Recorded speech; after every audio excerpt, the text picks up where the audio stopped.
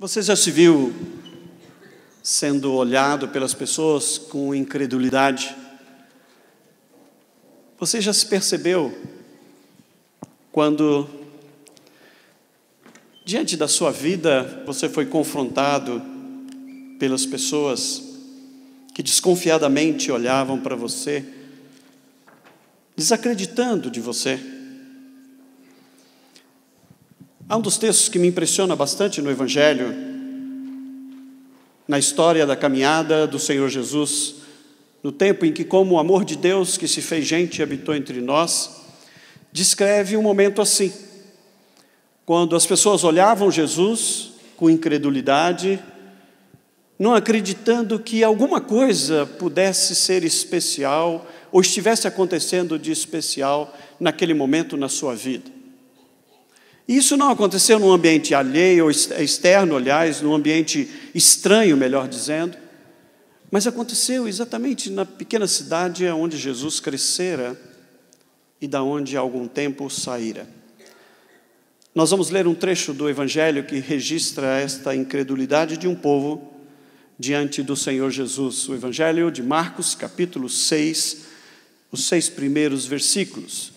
Se você tem a sua Bíblia, você pode tomá-la, nós vamos também projetar aí, e nós vamos ler a palavra de Deus neste momento. Diz assim o texto sagrado: tendo Jesus partido dali, foi para a sua terra, e os seus discípulos o acompanharam. Chegando no sábado, ele passou a ensinar na sinagoga, no templo, e muitos ouvindo se maravilhavam, dizendo: de onde vem a este essas coisas?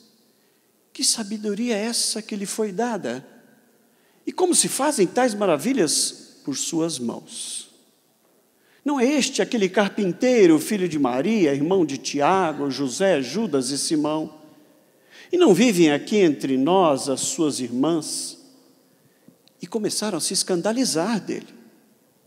Jesus, porém, lhes disse: não há profeta sem honra, senão na sua terra, entre os seus parentes e na sua casa.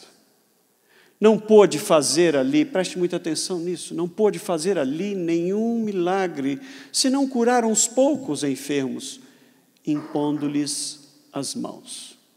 Admirou-se da incredulidade deles, contudo percorria as aldeias circunvizinhas a ensinar.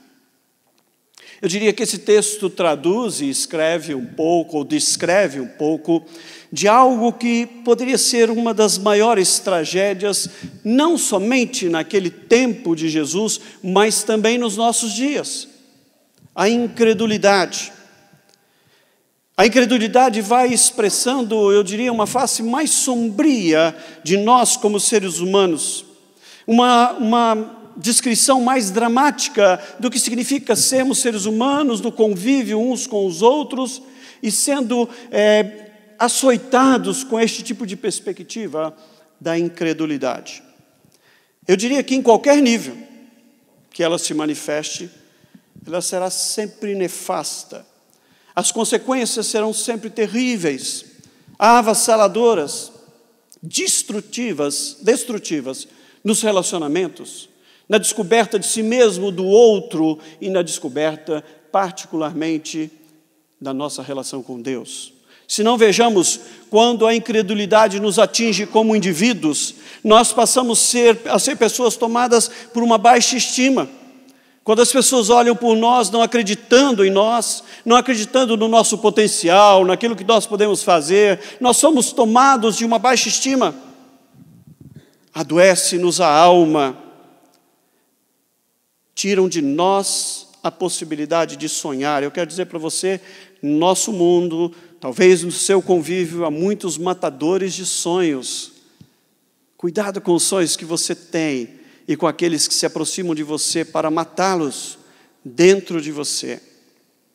Nós abandonamos a nossa história à própria sorte.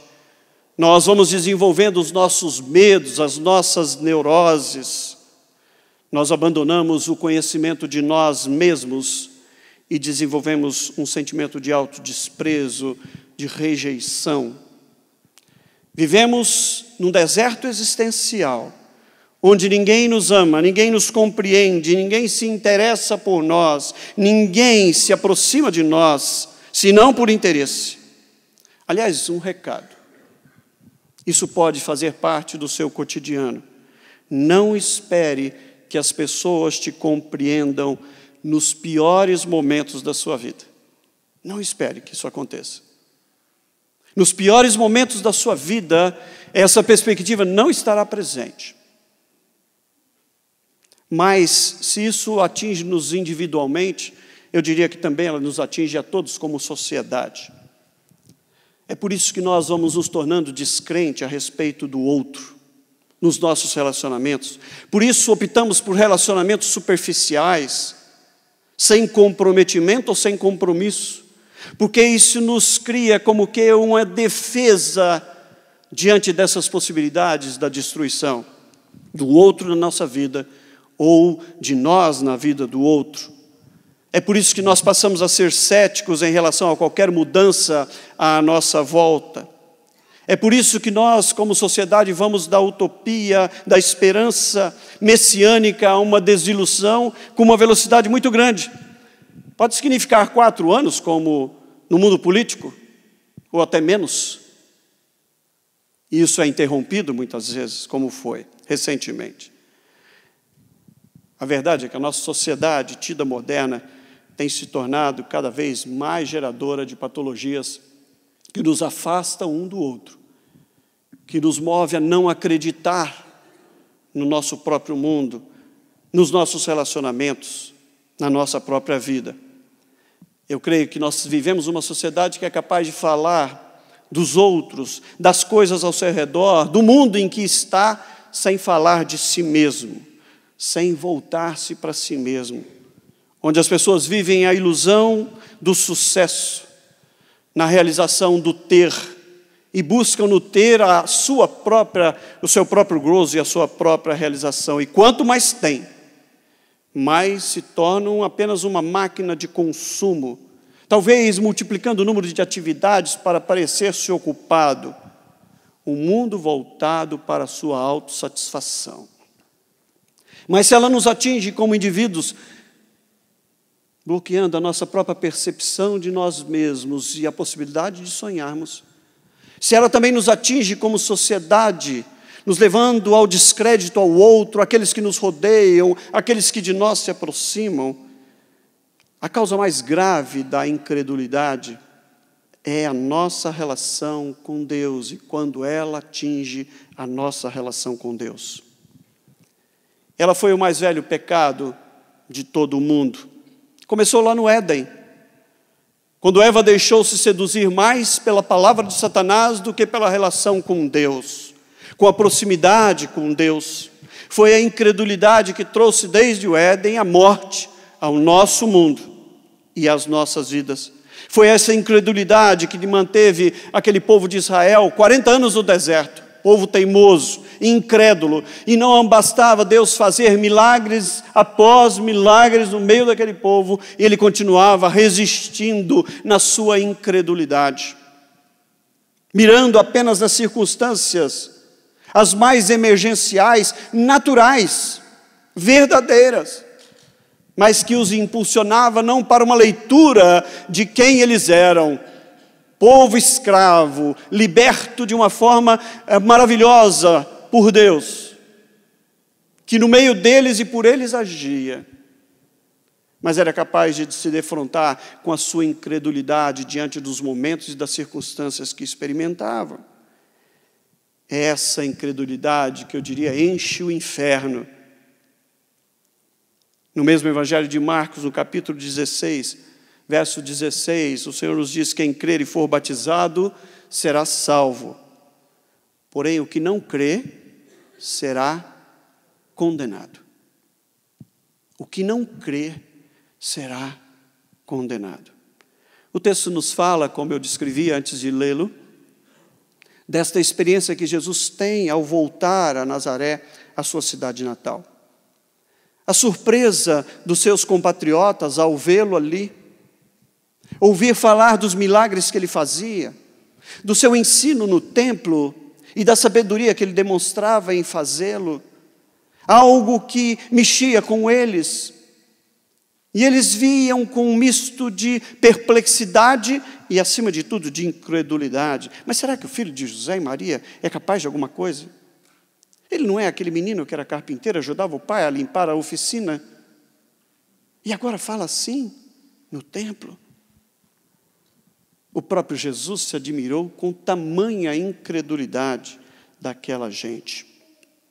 É por isso que ele envia os seus discípulos, preparando-os para enfrentar esta incredulidade. E eu queria desafiá-lo nessa noite, você e eu podemos vencer a nossa própria incredulidade. E nos municiarmos da palavra para que possamos enfrentá-la em nós mesmos, como indivíduos, na nossa sociedade e também na nossa relação com o nosso Deus. A verdade é que a incredulidade é fruto, muitas vezes, de preconceito. Versículos 2 e 3 descrevem essa realidade. Chegando no sábado, ele passou a ensinar-lhes no templo, e muitos, ouvindo, se maravilhavam, dizendo: de onde vêm estas coisas? Como ele fala assim? Que sabedoria é essa que lhe foi dada? Não é este o carpinteiro? Os seus irmãos que moram aqui perto? E eles se escandalizavam com o que eles ouviam de Jesus. Jesus causava-lhes essa admiração e esse espanto. Além do mais, Jesus não havia estudado nas escolas rabínicas. Como ele podia explicar-lhes as próprias Escrituras? Como eles podiam descrever o poder que ele manifestava ao curar as pessoas? Imaginem a cena. Talvez nós, numa leitura hoje do texto, possamos estar tão distantes que não conseguimos entender a perspectiva do que estava acontecendo. Ele era um homem, quando saiu dali para iniciar o seu ministério, e depois de algum tempo ele volta à sua cidade, e aí muitas coisas totalmente diferentes daquela realidade que eles conheciam de Jesus estão acontecendo. E como eu disse, há um misto de perplexidade, mas de incredulidade. Muitas vezes nós nos encontramos assim, vendo muitos agindo conosco por preconceito, por não conhecer a nossa fé, por não conhecer a nossa experiência com Deus, por não saber quem é este Deus.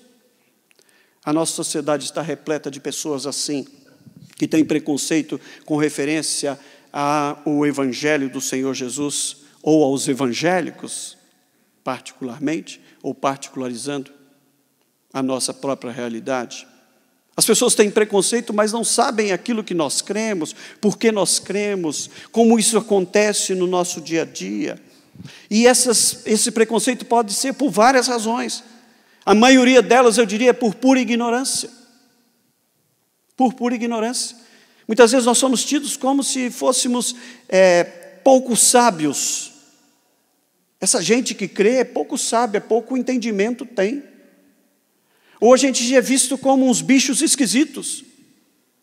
Eu gosto de contar uma experiência que, convidado para falar no estado do Rio, para um grupo de casais, num encontro de fim de semana, num hotel. Eu cheguei bem mais cedo, porque tive que viajar até lá, e eu estava ali no saguão, na área de convívio, enfim, esperando as pessoas começarem a chegar, mesmo as pessoas que me convidaram, e aí começaram a chegar algumas pessoas.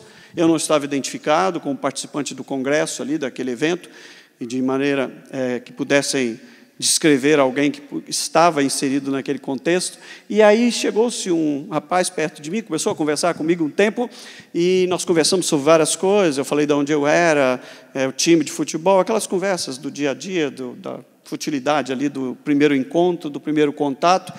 E aí, em um determinado momento, ele disse: você quer fumar? Eu disse: não, eu não fumo, obrigado, fica à vontade. Ele falou: não, eu vou fumar agora, que vai chegar pastor aí daqui a pouco.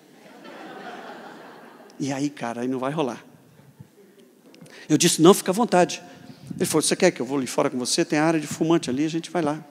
E eu fui, sentei perto dele, fiquei lá, ele fumou um, fumou dois, a gente conversou um bom tempo, e eu não falei nada. O susto dele foi à noite, quando eu fui chamado à frente para dar a palestra e para pregar. Eu olhei para ele com muita piedade, porque ele estava transtornado. Há algum tempo atrás eu fiz um passeio também com um amigo muito querido, e ele me avisou e a gente combinou. Olha, é um grupo de amigos de muitos anos e tal, e é um lugar bastante distante daqui. E olha, eu não vou dizer que você é meu pastor, porque eu conheço algum daqueles caras lá que são meus amigos, eles vão querer ficar zoando com você, eu não vou deixar. Eu falei, não, eu sou só o seu amigo. Só o seu amigo. E a gente teve 4 dias de convívio muito intenso, muito intenso. E na manhã do último dia, quando a gente ia voltar para o mundo, porque a gente estava no interior do Amazonas, no café da manhã, quando a gente terminou, esse amigo disse se a gente podia fazer uma oração de gratidão a Deus por esse tempo. Eu queria pedir para o meu pastor fazer. Eu já tinha ouvido tudo que eu queria, o que eu não queria, enfim, convivido com eles. O que eu digo é que muitas pessoas têm preconceitos. Muitas pessoas têm preconceito por não conhecer. Por não conhecer. Não conhecer o amor de Deus como você tem conhecido. E eu e você não somos melhor do que ninguém. Somos só abençoados por ter sido alcançados pela graça de Deus. E temos o privilégio de poder conhecê-lo, ouvi-lo e falar com ele. Poder experimentar no nosso dia a dia esses valores que o Evangelho do Senhor Jesus traz à nossa vida. Muitas pessoas têm por motivação a sua própria ignorância, e por não conhecerem, por não terem o interesse de conhecer, não sabem sobre essa mensagem, sobre aquilo que nós cremos. Muitas vezes, por influências externas, porque não conhecem, baseiam-se na atitude, no preconceito de outros, assumindo isso como se isso fosse verdade. Como se isso fosse verdade. Um dos trabalhos mais incríveis que eu vi nesses últimos tempos com os refugiados na Europa são realizados por missões cristãs que estão acolhendo aqueles milhares de refugiados que chegam ao continente. Os acolhem, os amam, cuidam deles, demonstram-lhes o amor de Deus. E é interessante porque a quantidade de testemunhos que temos ouvido destas pessoas acolhidas sobre a perplexidade de saberem se verem-se amada por cristãos é algo assustador. Porque por não conhecerem, pela sua ignorância, foram recebendo uma mensagem por esta influência externa extremamente destruidora com o que diz respeito aos cristãos. Muitas vezes as pessoas têm por motivação o nosso mau testemunho. Aqui vamos falar em casa sobre essa situação. Muitas vezes o problema nosso como cristãos, como crentes em Jesus Cristo, é o nosso mau testemunho. Talvez nós não somos perfeitos e você sabe disso, a começar comigo. Nós não somos perfeitos. Temos que ter consciência disso. Mas nós somos chamados à santidade de vida. A refletir a própria presença do Senhor Jesus em nós, para que o mundo creia. Para que o mundo creia. Como as pessoas olham para você. Como as pessoas olham para você, na vivência da sua fé, com muitas vezes o mau testemunho que você dá. O mau testemunho. Eu me lembro de chegar no escritório onde nós trabalhávamos há uns anos atrás, e eu cheguei por uma porta e havia uma reunião de negócios acontecendo, e estava ali um outro irmão muito, muito querido, participando daquela reunião, mas ele não me viu, porque eu entrei pelas costas dele naquela sala, e ele estava detonando. A palavra dele, a modo de se expressar. A palavra de Deus nos diz, não sai da sua boca nenhuma palavra que não seja útil para a edificação. A pureza da sua palavra, da sua boca. Quando aquele homem me viu, ele ficou transtornado. Depois ele tentou se explicar. Fica pior, né? É melhor reconhecer que erramos, que somos falhos. Mas muitas vezes o nosso mau testemunho tem sido pedra de tropeço para que outros possam crer. Eu me lembro de uma frase de Mahatma Gandhi, líder religioso do século XX. Eu não tenho nenhum problema com a pessoa de Jesus, ele dizia. A minha grande dificuldade reside no abismo facilmente observado entre a pessoa e os ensinamentos de Jesus e o estilo de vida daqueles que se afirmam ser seus seguidores. Eu e você não somos perfeitos, mas que Deus encontre em nós uma disposição irremovível de que a presença dele em nós produza transformação de vida, santidade de vida, retidão de vida. Vivemos num mundo, numa sociedade que perdeu-se nos seus valores, nos seus princípios, e nós temos visto e colhido tudo isso que a nossa sociedade tem plantado. E eu gosto de lembrar a visão do profeta Isaías, que eu e você somos parte de tudo isso que está acontecendo no nosso país. Ele dizia, quando ele viu Deus e a santidade de Deus, ele se curvou diante do Senhor e disse, eu sou um homem de lábios impuros e habito no meio de um povo de impuros lábios. Porque quando eu vejo a glória de Deus, eu sei quão miserável eu sou. Nós somos parte dessa gente. Chamados sim para fazer diferente. Não é ser diferente porque a gente se veste diferente, porque a gente se penteia diferente. Agora você acha até loja de moda evangélica. Eu estava viajando, parei num restaurante de estrada, num posto para abastecer, e tinham 2 ônibus que pararam ali e começou a descer um pessoal. E eu disse, eu não vou aguentar, eu vou ter que perguntar, de onde é essa gente? E me apresentei, comecei a conversar com alguns, eles disseram, não, nós somos crentes, mas a gente gosta de vestir-se como os nossos irmãos que se vestiam assim na igreja primitiva, para que o mundo creia. Falei, é melhor você mudar a roupa, porque assim não vai rolar. É assim que você vai assustar as pessoas. Não é por quem você veste, aparenta. Na igreja, meu querido, eu chego aqui, a minha família é perfeita, você e a sua família são perfeitos, mas você sabe o que rola na sua casa, você sabe o que rola amanhã no seu escritório, no seu dia a dia. E é lá que a coisa acontece. Por isso, o culto não se dá aqui das 7 às 8, se o pastor falar direito e pouco dentro do horário. A liturgia deste momento começa a hora que você volta para a sua casa. Senta-se à mesa, vai para o seu escritório, faz os seus negócios, é um bom funcionário exemplar. Porque tudo que tiver à mão para fazer, faz-o da melhor maneira possível.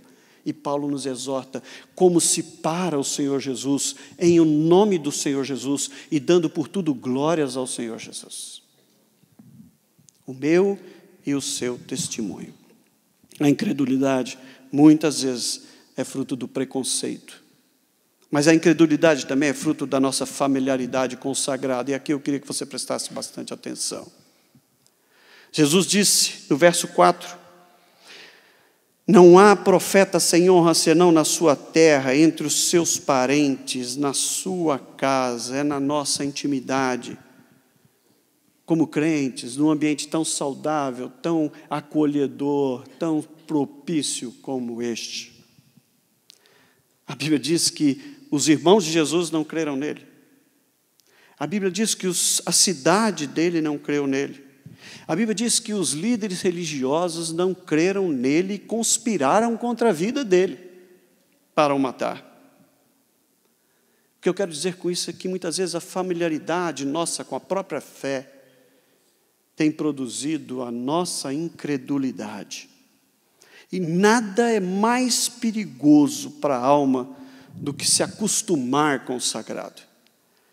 com sair de casa, porque faz parte da sua agenda de domingo vir à casa do Senhor, e não uma motivação que enche o seu coração de alegria, porque você vem para adorá-lo, para cultuá-lo, porque só Ele é digno do nosso culto, da nossa adoração, do nosso louvor, da nossa rendição diante da sua palavra, independentemente das circunstâncias, de quem canta, de quem prega, você quer ouvir Deus falar com você.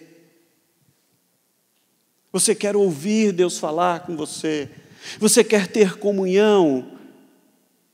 Essa é uma grande celebração da nossa fé. Não é uma instituição que acontece aqui. Não é algo trivial. É um encontro para celebrarmos juntos a nossa fé, de gente rendida ao Senhor, disposta a ouvir a sua palavra. Como pastores, nós podemos nos acostumar com o sagrado, achar que já sabemos tudo, que a nossa dependência dessa estrutura, da instituição, o sentimento de posse. Eu, de uma forma muito triste, ouvi um colega dizer algum tempo atrás, quando se despedia de uma igreja: tiraram a minha igreja. Pastor, não tem igreja. A igreja é do Senhor Jesus, que eu saiba, ainda é do Senhor Jesus. Não há posse.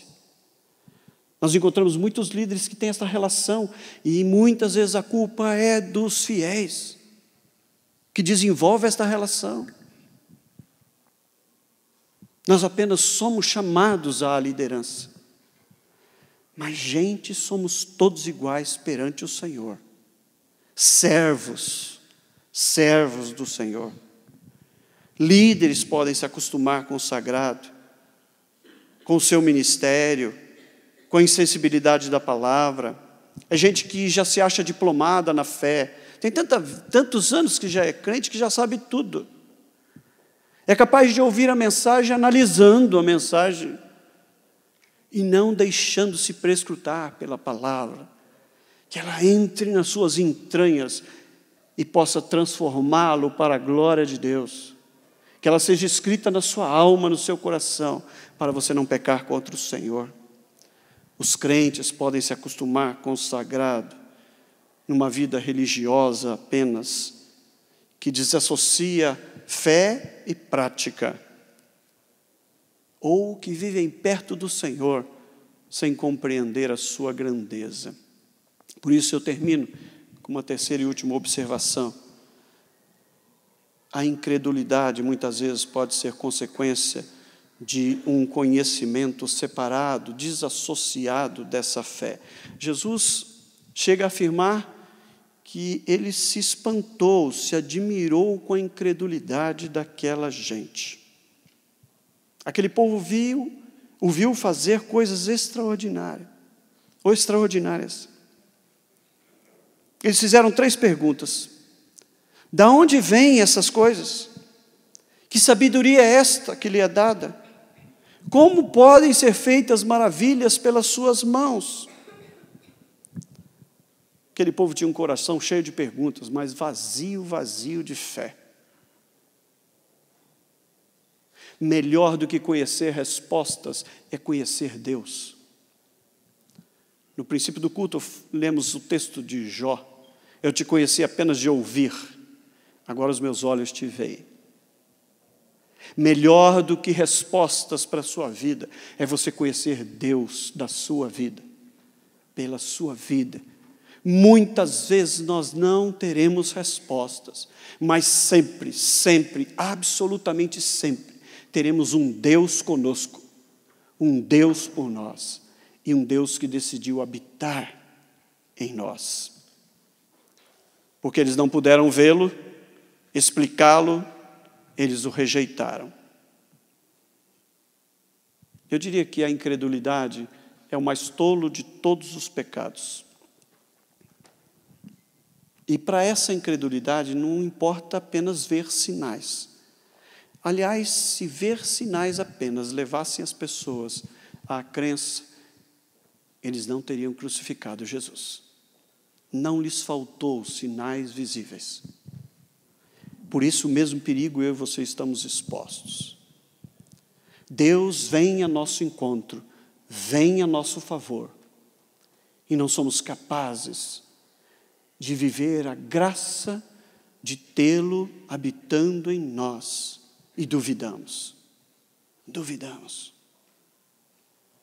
A consequência dessa incredulidade, por isso eu chamei-os a atenção ao verso 5, é que ele não pôde fazer muitas coisas, muitos milagres, senão curar uns poucos enfermos, impondo-lhes as mãos.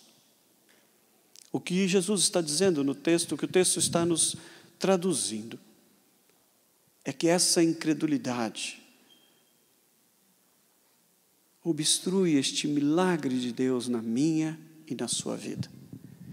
Pela incredulidade, aquela viagem que poderia ter demorado alguns poucos dias, demorou 40 anos para aquele povo. Pela incredulidade daquele povo. O Senhor Jesus disse, certa feita,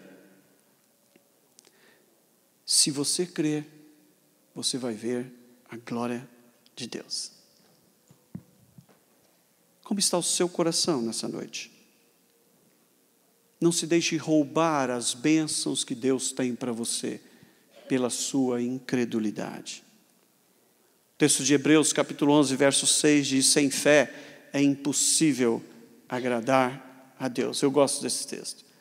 Por isso eu oro para que Deus aumente a minha fé. Ajude-me a vencer a minha incredulidade.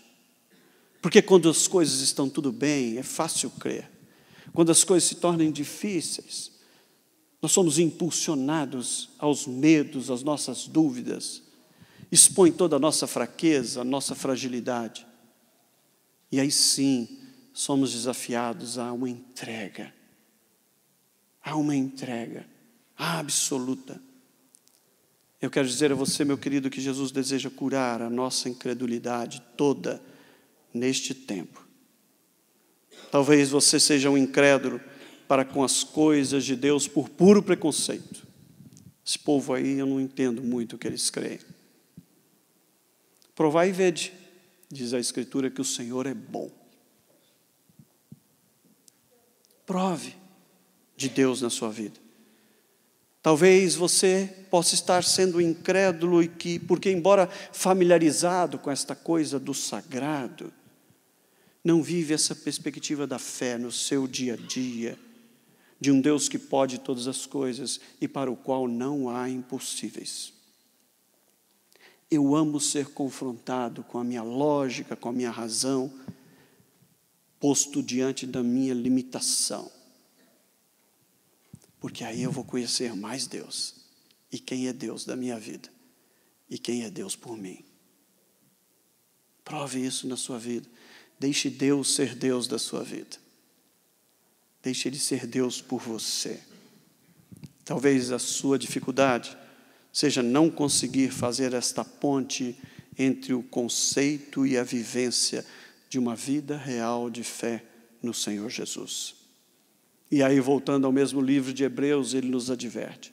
Meus irmãos, cuidado para que nenhum de vocês tenha um coração tão mau e tão incrédulo que os leve a se afastar do Deus vivo. Talvez você não tenha falado, mas tenha pensado. Como salmista, será que Deus se esqueceu de mim? Onde estava o Senhor quando tudo isso me acometeu? Ele estava onde sempre esteve, porque Ele não apenas vem, Ele é Deus conosco, sempre presente. Ele deseja curar a minha e a sua incredulidade nesta noite, porque nosso Deus, como cantamos, é poderoso. Ele tem poder para salvar, não só no ato remidor na cruz, mas salvar-nos dia a dia, no nosso cotidiano, na nossa experiência, confrontados com as nossas limitações e com a nossa própria incredulidade. Ajuda-nos a crer, Senhor. Talvez você tenha algo a entregar para o Senhor neste momento. Talvez os seus medos, talvez os seus vazios, talvez a sua falta de fé. Talvez alguns roubadores de sonhos já tenham se encostado na sua mente, no seu coração.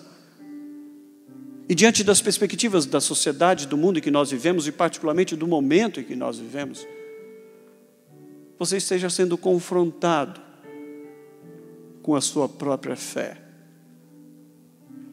A palavra de Deus nos diz que Ele estará, porque Ele é. Ele está porque Ele veio e vem sempre. E o meu socorro está em nome do Senhor Jesus. Nós vamos celebrar a ceia da comunhão neste momento. No partir do pão, no beber do cálice. Nele todas as coisas foram feitas e nele tudo foi consumado. A nossa redenção, a nossa incredulidade está posta ali, para que todo aquele que nele crê tenha vida, vida em abundância e vida eterna. O nosso Deus é poderoso para fazer infinitamente mais do que pedimos ou pensamos. Que o seu coração seja renovado na presença do Senhor, que seja esse um tempo de entrega, e todas as vezes em que a vida lhe suscitar a necessidade de crer, olhe para Ele, não para você. Olhe para Ele, não olhe para as circunstâncias. Olhe para Ele, não olhe para a nossa sociedade, que não crê. Porque eles, à semelhança de todos aqueles que viram o Senhor Jesus operar, haverão de estar perplexos com o amor, a graça, a bondade, o cuidado de Deus. A fé não nos exime de passarmos por tribulações e lutas, por dificuldades, por pressões, nem mesmo de experimentarmos a ansiedade. O que Ele nos ensinou é que nós não precisamos andar com ela e lançá-la aos seus pés, como diz a Escritura, porque Ele tem cuidado de nós. Você está ansioso? Deixe isso aos pés do Senhor.